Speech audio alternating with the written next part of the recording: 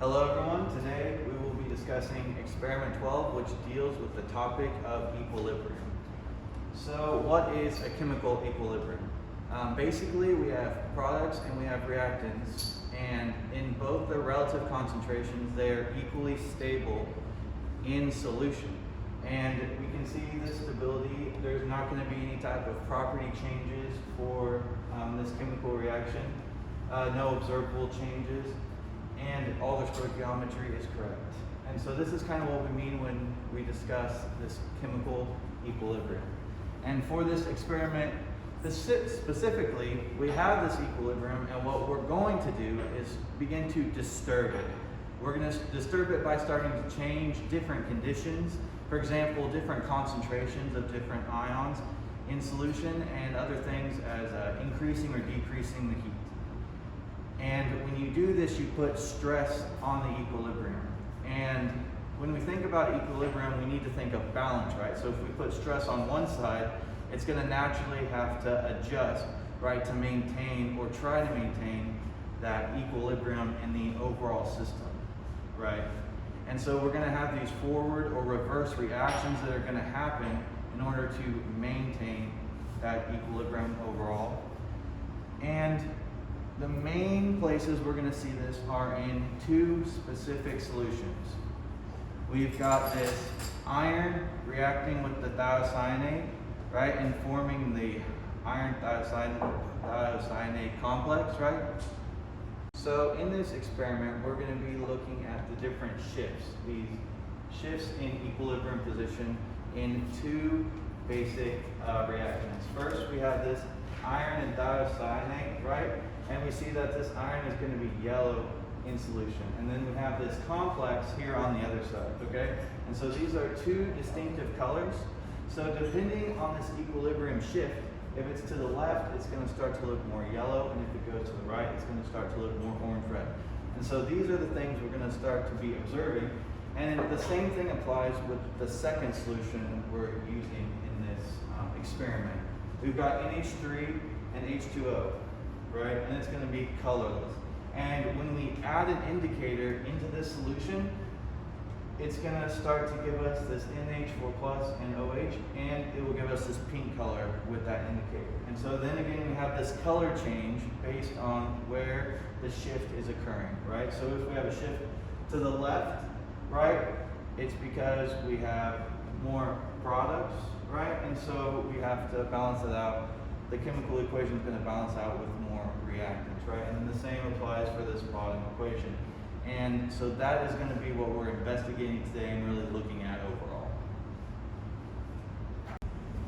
Okay, so what we have here is iron 3 nitrate and potassium thiocyanate.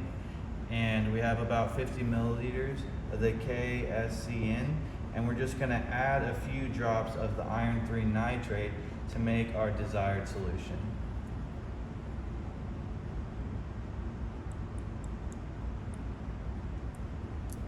And what we can see is we get that color that we were really expecting.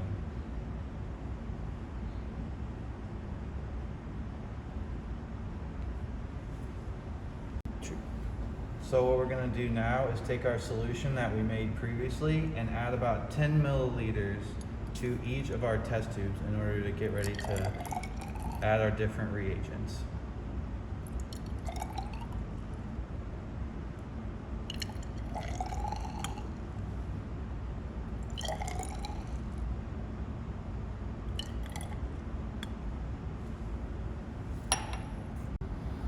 Okay, so we have our solution 1 in all of our test tubes right here, and we see we have the standard in the first one, which is just our normal solution. And now we're going to first begin by adding the iron 3 nitrate to our first test tube. And we're just going to add 1 drop of that.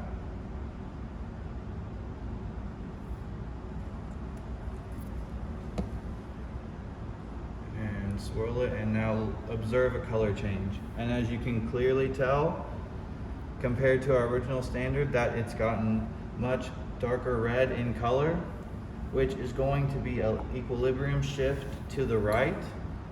because we're adding more iron, which is going to be in our reactant side of the equation. So it's going to shift over right to more products, which is more of an orange-red color. And next we're going to add the KSCN. So this is a solid, and we just need to add a few pieces, swirl it, and make sure they dissolve.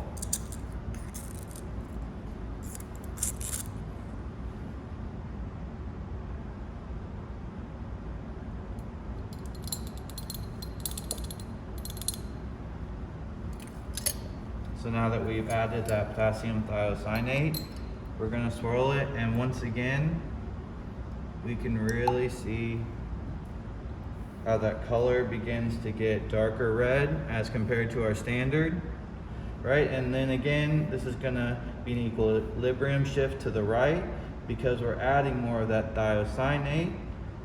So then it's going to be on the reactant side, so the equilibrium shift will have to be towards the products, which is to the right. Next we have the silver nitrate. And so we're going to add a few drops of this to our next test tube.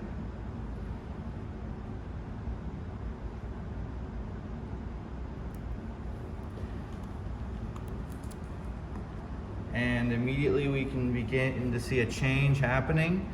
It's gotten basically lost all of its red color and compared to the standard, and we actually see this kind of white precipitate start to form, okay? And so what this is telling us is that the equilibrium shift is to the left.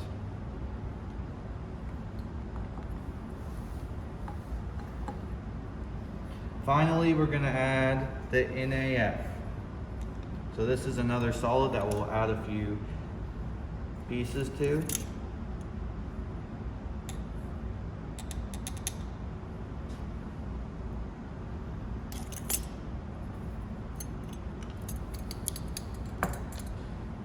So once again, we almost see that immediately change, and we've lost all red color completely, which is once again telling us that we're having a shift to the left because we've lost that orange-red color from the iron thiocyanate complex, right? So we need, it's shifting more towards the reactants.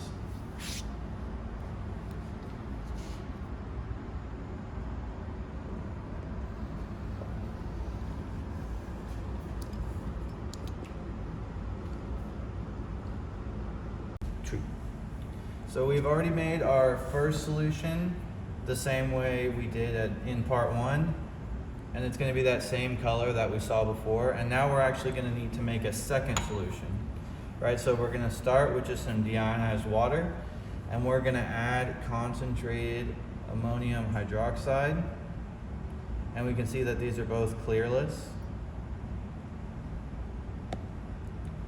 So they're both colorless, and we swirl them and we see no color change, right? But this is changing the chemical composition of what's in our deionized water. And next we're gonna add our phenolphthalein, which is an indicator, an acid-base indicator. So what this is gonna immediately do is change our color. And this is what we saw from our chemical reaction, right? We're gonna see that light pink color, which is telling us that the NH4 plus is in solution.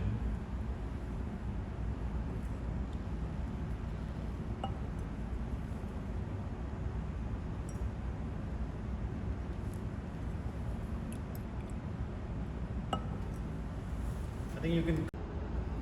So we've got our two solutions, solution 1 on the right and solution 2 on the left, and we've got these labels on them.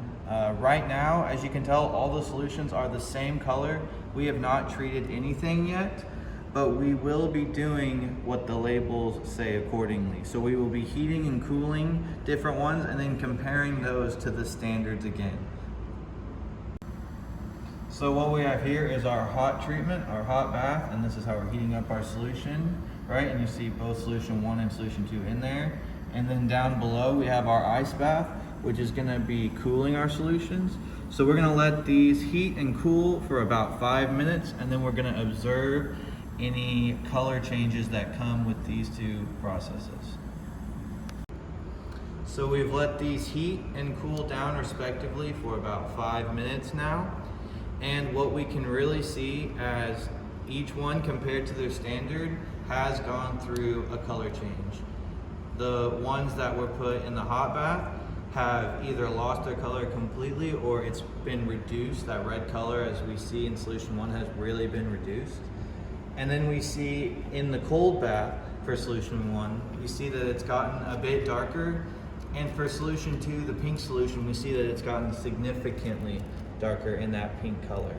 Okay, and so by looking at the chemical reactions, you can really begin to infer what's happening here on a chemical level.